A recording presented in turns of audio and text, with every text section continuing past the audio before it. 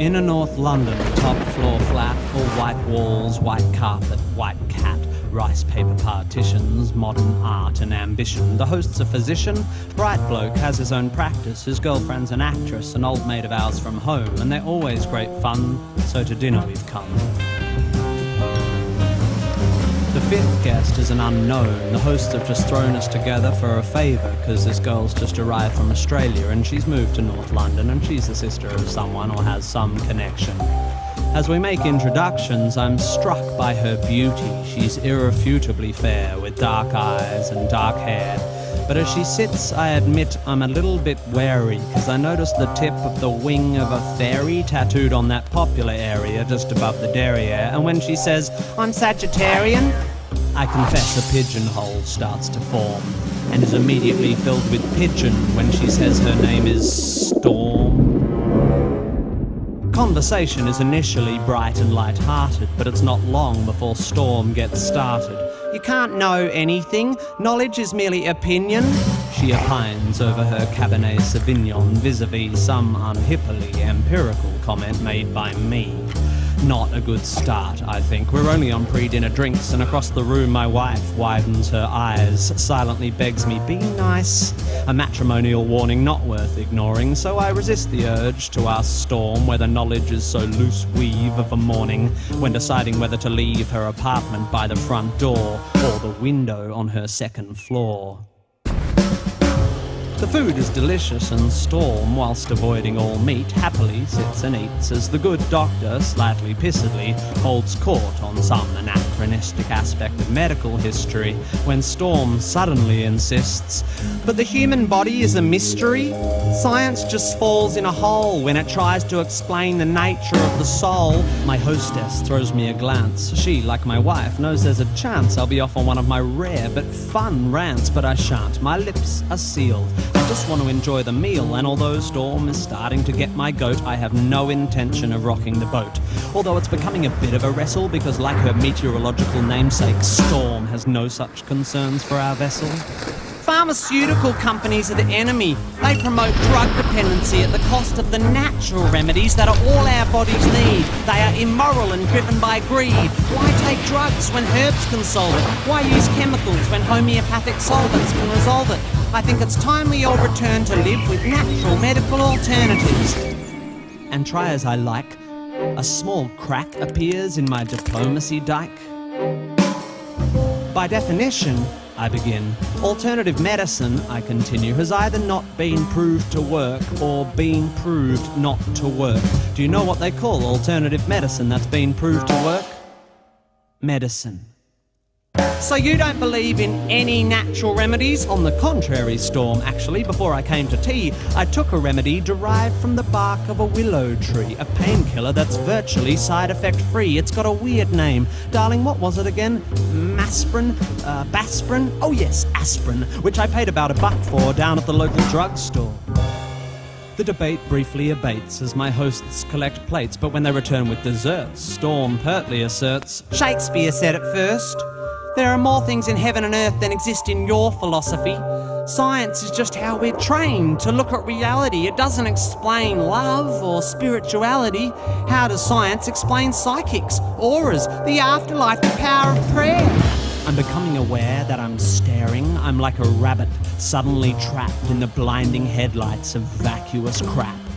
Maybe it's the Hamlet she just misquaffed, or the 5th glass of wine I just quaffed, but my diplomacy dike groans, and the arsehole held back by its stones can be held back no more. Look, Storm, sorry, I don't mean to bore you, but there's no such thing as an aura. Reading auras is like reading minds, or tea leaves, or star signs, or meridian lines. These people aren't plying a skill. They're either lying or mentally ill. Same goes for people who claim they can hear God's demands, or spiritual healers who think they've got magic hands. By the way, why do we think it's okay for people to pretend they can talk to the dead? Isn't that totally fucked in the head? Lying to some crying woman whose child has died and telling you you're in touch with the other side? I think that's fundamentally sick. Do we need to clarify here that there's no such thing as a psychic? What are we fucking to? Do we actually think that Horton heard a who? Do we still believe that Santa brings us gifts? That Michael Jackson didn't have facelifts? Are we still so stunned by circus tricks that we think the dead would want to talk to pricks like John Edward? Storm, to her credit, despite my derision, keeps firing off cliches with startling precision, like a sniper using bollocks for ammunition. You're so sure of your position, but you're just closed-minded. I think you'll find that your faith in science and tests is just as blind as the faith of any fundamentalist. Wow, that's a good point. Let me think for a bit. Oh wait, my mistake, that's absolute bullshit. Science adjusts its views based on what's observed. Faith is the denial of observations so that belief can be preserved. If you show me that, say, homeopathy works, then I will change my mind. I will spin on a fucking dime. I'll be as embarrassed as hell, yet I will run through the streets yelling, "It's a miracle! Take physics and bin it! Water has memory, and whilst its memory of a long-lost drop of onion juice seems infinite, it somehow forgets all the poo it's had in it. You show me that it works, and how it works, and when I've recovered from the shock, I will take a compass and carve fancy that on the side of my cock." Everyone's just staring now, but I'm pretty pissed and I've dug this far down, so I figure in for a penny, in for a pound. Life is full of mysteries, yeah, but there are answers out there and they won't be found by people sitting around looking serious and saying, "Isn't life mysterious? Let's sit here and hope. Let's call up the fucking Pope. Let's go watch Oprah interview Deepak Chopra." If you want to watch telly, you should watch Scooby-Doo. That show was so cool because every time there was a church with a ghoul or a ghost in a school, they looked beneath the mask. And what was inside? The fucking janitor or the dude who ran the water slide. Because throughout history, every mystery ever solved has turned out to be not magic. Does the idea that there might be knowledge frighten you? Does the idea that one afternoon on Wikipedia might enlighten you frighten you? Does the notion that there might not be a supernatural so blow your hippie noodle that you'd rather just stand in the fog of your inability to Google?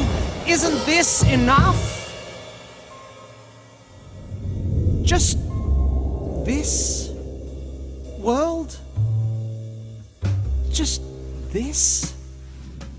Beautiful, complex, wonderfully unfathomable natural world? How does it so fail to hold our attention that we have to diminish it with the invention of cheap, man-made myths and monsters?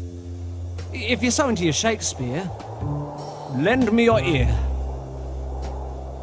To gild refined gold, to paint the lily, to throw perfume on the violet, is just fucking silly. Or something like that. Or what about Satchmo? "I'll see trees of green, red roses too." And fine if you wish to glorify Krishna and Vishnu in a post-colonial, condescending, bottled up and labelled kind of way, then whatever, that's okay. But here's what gives me a hard-on. I am a tiny, insignificant, ignorant bit of carbon. I have one life, and it is short and unimportant. But thanks to recent scientific advances, I get to live twice as long as my great-great-great-great-uncles and aunts. Twice as long to live this life of mine. Twice as long to love this wife of mine. Twice as many years of friends and wine, of sharing curries and getting shitty at good-looking hippies with fairies on their spines and butterflies on their titties. And if, perchance, I have offended, think but this and all is mended. We'd as well be 10 minutes back in time for all the chance you'll change your mind.